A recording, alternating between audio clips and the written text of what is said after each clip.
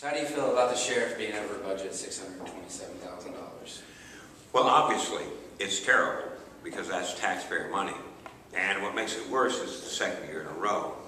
And so it's easy to point the finger at the sheriff. But you know, it may be a more complicated problem and one that should really be addressed by the county mayor.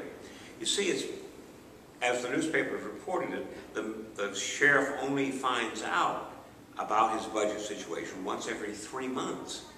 Very hard to keep track of it if you're only knowing once every 3 months. And there are better budgeting systems out there. For example, Walmart.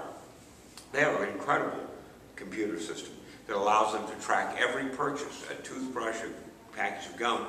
When you cash it out, when you pay for it at the cash register, the barcode is registered and it allocates inventory to that store on a worldwide basis. Now, you could put in not that complicated a system, but another better budgeting system than we have in the county. And that's really the county mayor's responsibility, to give more up-to-date budgeting information.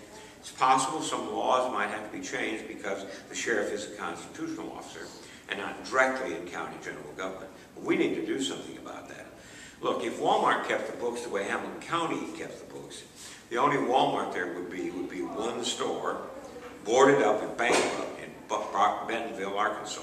I mean, that's not good. Most important is to plan ahead. I think it's quite clear that for 2 years in a row, the county mayor has not planned ahead and has come up with budget shortages that are unexplained and unconscionable. But if there were a budget shortage because some emergency developed at the last minute that you couldn't have anticipated ahead of time, here's what I would do. If I couldn't use the rainy day fund, which is a fund of money set aside for sudden emergencies, if I couldn't do it through the rainy day fund, I would, and had to look at cutting payroll costs, the first thing I would do is consider furloughs, asking people to take voluntary furloughs, asking them to take 1 or 2 hours a week in unpaid vacation time. They would still be paid a salary, but instead of 40 hours a week, they'd be paid for 38.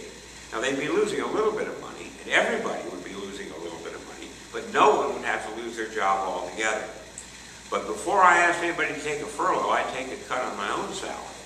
And if it weren't possible under the laws to cut my salary, and sometimes there are rules that prohibit that, I would create a charity where I put the excess money in that to pay expenses for those who are having to take cuts in their hourly pay.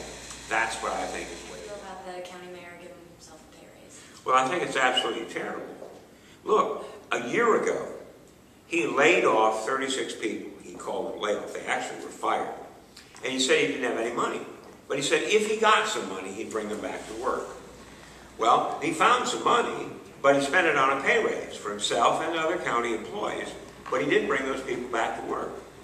Now, how can he possibly justify giving himself a pay raise of several $1,000s if he can't even bring these people back to work? Explain to the people exactly how the mayor is paid, like what his salary is and all the benefits that he gets from. Oh, I'm sure I can't give you all the benefits he gets. The official salary as of today is $146,150, and as a result of the pay raise going into effect in the next fiscal year, it'll be $151,000. So he's got a $4,000 pay raise. 3% is the percentage term. And that raise in and of itself is not enough to have re-employed any person. But, for heaven's sakes, with all this unemployment, with people with their houses not worth what the price of their mortgage, with all the businesses closing and going bankrupt, what a terrible time to take a raise.